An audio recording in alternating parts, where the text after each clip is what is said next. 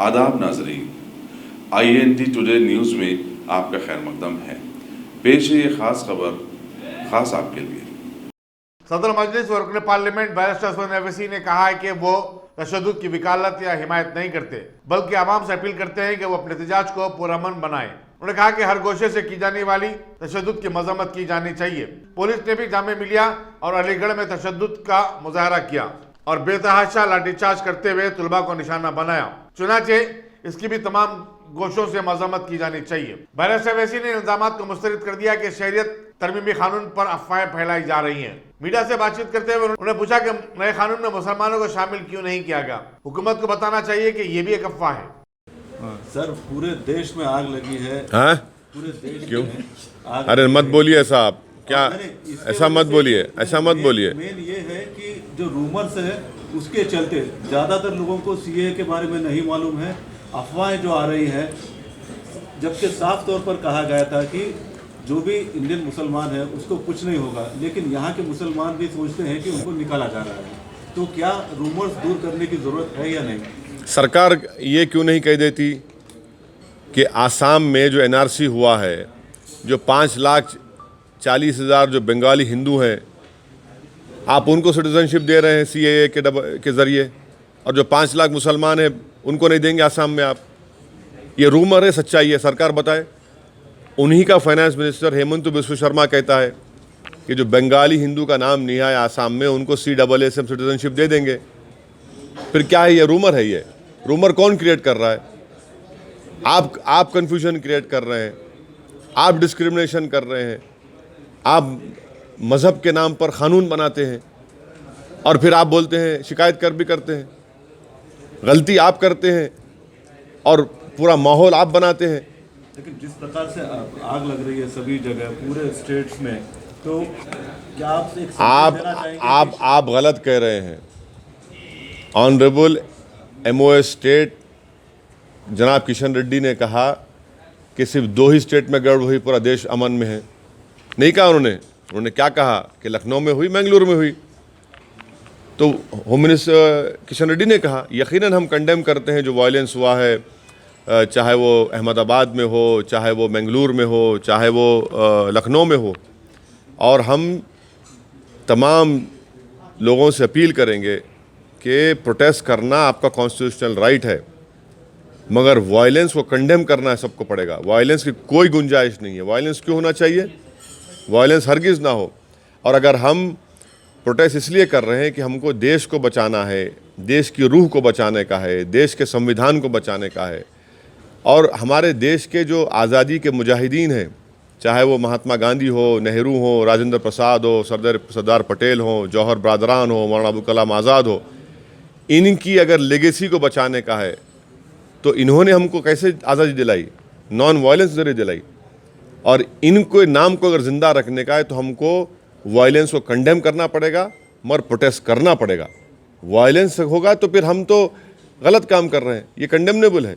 कल आप भी MIM की तरफ से यहाँ पर हैदराबाद में कर रहे हैं, तो क्या समझाने की कोशिश करेंगे आपके आवाम को यहाँ पर?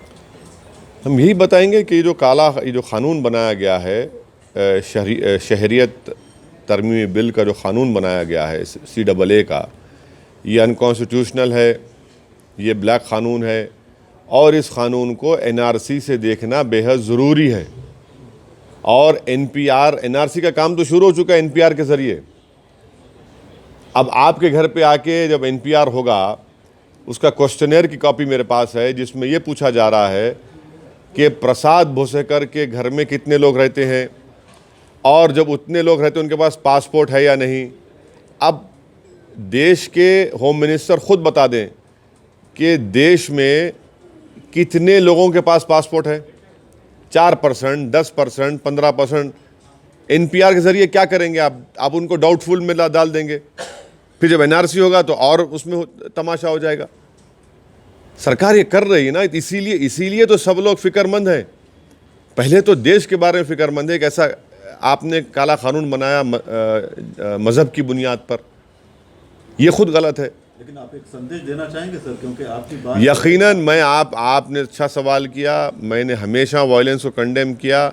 हम तो अपील कर रहे हैं, गुजारिश कर रहे हैं कि प्लीज़ आप प्रोटेस्ट करिए, मगर उस वायलेंस को कंडेम करिए, खामोश मत रहिए, मगर तशद्दुद को होने मत दीजिए। ये बहुत ज़रूरी है। अगर इस प्रोटेस्ट को कामयाब होना है तो उसको नॉन वायलेंट रखना बहुत सबकी जिम्मेदारी है। और इतने लोग जब आकर प्रोटेस्ट कर रहे हैं, गिरफ्तार हो रहे हैं, और जहाँ पर वायलेंस की बात आती है तो आपको और हमको और पूरी देश की जनता को, आवाम को, जामे मिलिया में मिनाजुद्दीन को मारकर उसकी आँख को, एक आँख चली गई उसको कंडेम करना चाहिए। अलीगढ़ मुस्लिम यूनिवर्सिटी का एक मासूम बच्चा, उसके हाथ को एम्पुटेट करना, उसको कंडेम करना चाहिए। जो कुछ बिल्कुल वो भी कंडेम होना चाहिए। जो कुछ जामिया में लाइब्रेरी में अंदर घुसकर टीयर गैस फेंका गया, उसको कंडेम होना चाहिए। बच्चियों के हॉस्टल में घुसकर उनसे बदतमीज़ी की गई, उसको कंडेम करना चाहिए। हर वायलेंस को कंडेम करना चाहिए। Okay, thank you.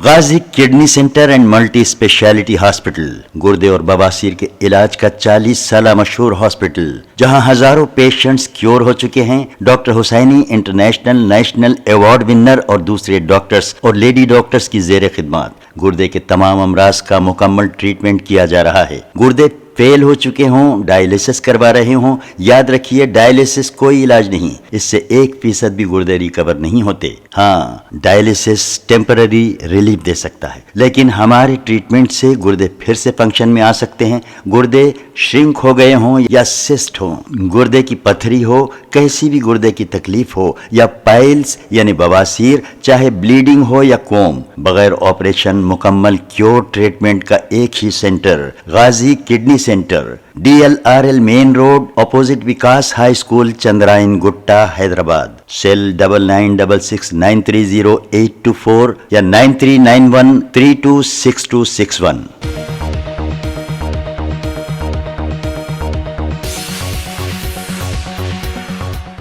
अगर आपने हमारे चैनल को सब्सक्राइब नहीं किया है तो आपको यहाँ सब्सक्राइब बटन दिख रहा है, उसे क्लिक करिए और सब्सक्राइब कीजिए, और साथ ही साथ बेल आइकॉन को भी क्लिक करिएगा, जिससे कि आपको ताज़ा अपडेट मिलते रहें।